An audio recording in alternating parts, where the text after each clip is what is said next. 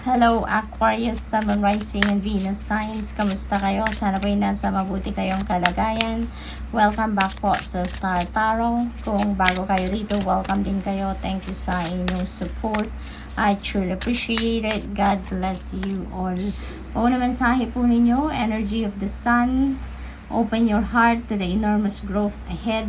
Ayan, kasi madaming paparating na opportunities and possibilities dito sa buhay ninyo that's going to light up your life, no? So, napakaganda. This is very optimistic. This is very promising na mga opportunities na ito. Kaya, parang kikiligin kayo dito sa mga oportunidad na paparating.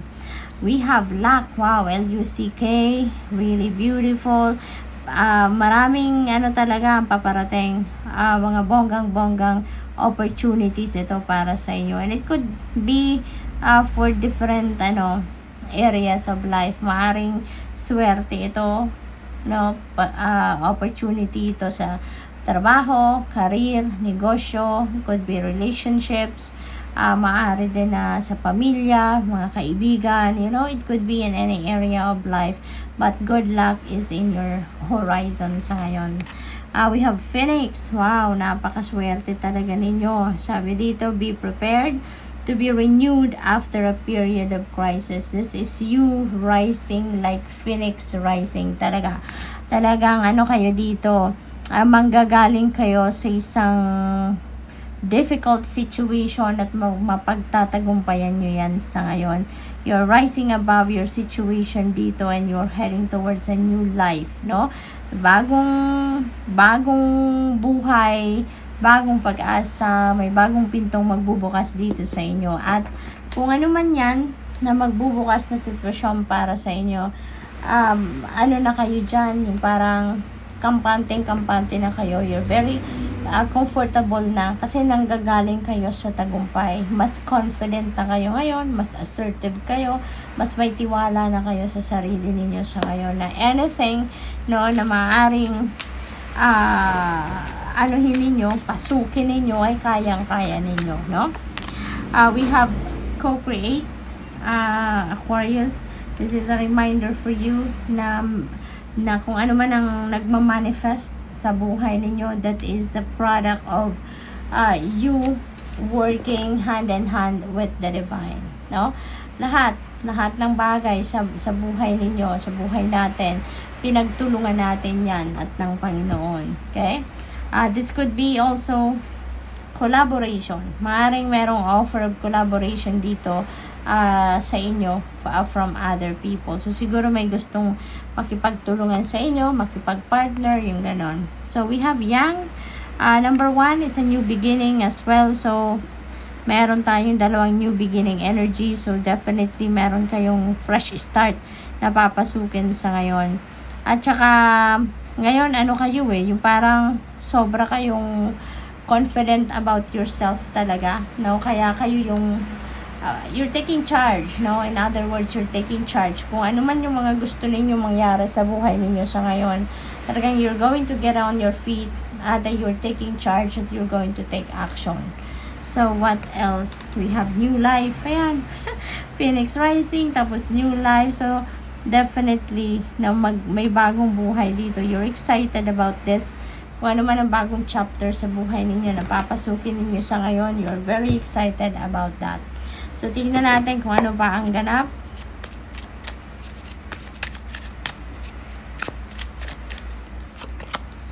We have Two of Wands, planning, no? Planning stage. Siguro meron kayong, ngayon, maybe you're setting intentions, you're strategizing, mayroon kayong pinagpaplanuhan dito na gagawin, maaaring ganon. So, there could be also decision making na kinakaharap ang iba sa inyo dito, no? Baka meron din kayong travel din dito and making plans, you're making itineraries, yung ganon, ano? What else? We have 8 of Pentacles. Ayan. So, siguro pinagpaplanuhan ninyo dito, trabaho. Maaaring meron kayong gustong pasuking bagong trabaho. Maybe you are planning to change career path.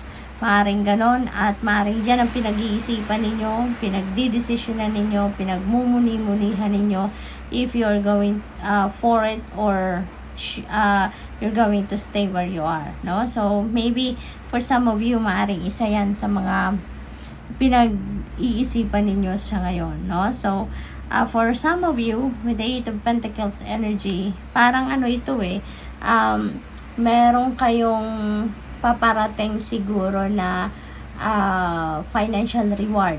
Maaring mabigyan kayo dito ng bonus, mabigyan kayo ng promotion, maybe scholarship grant, baka pay raise, maaring ganon because of the job well done na ginawa ninyo sa inyong trabaho. So parang your effort is going to pay off then, no, at this time. We have Ace of Cups. Wow. Overflowing of blessings. Divine blessings coming your way. Aquarius, napakaswerte ninyo. Napaka-blessed ninyo. Maraming biyaya ang paparating sa buhay ninyo. That could be in different areas of life, no? Ang maganda rito kasi kung ano ibibigay sa inyong biyaya, anong makukuha ninyong biyaya dito, that's what you need right now. Kaya, ang promise ng Ace of Cups is you're getting what you need, no? Your need will be met. Kaya kung anong kailangan ninyo sa ngayon, yun ang asahan ninyong dadating, because yan ang ipapadala sa inyo. So it could be anything. It could be love, it could be time, energy, maaring financial blessing, maaring financial opportunities. It could be anything, no? Depende sa inyong sitwasyon. Pero kung ano yung kailangan ninyo, yun ang dadating. Yun ang ipapadala sa inyo. Kaya nga, you are going to be feeling overjoyed. Diba? Overflowing of happiness, overflowing of joy ang mararamdaman ninyo. Kasi, kung ano rin din ibibigay sa inyo dito, hindi lang yan enough para sa'yo. But that is more than enough para sa'yo. Para din makatulong ka sa iba, no? Through that blessing na binibigay sa inyo. So, good luck. Thank you for watching. Love and light. Namaste.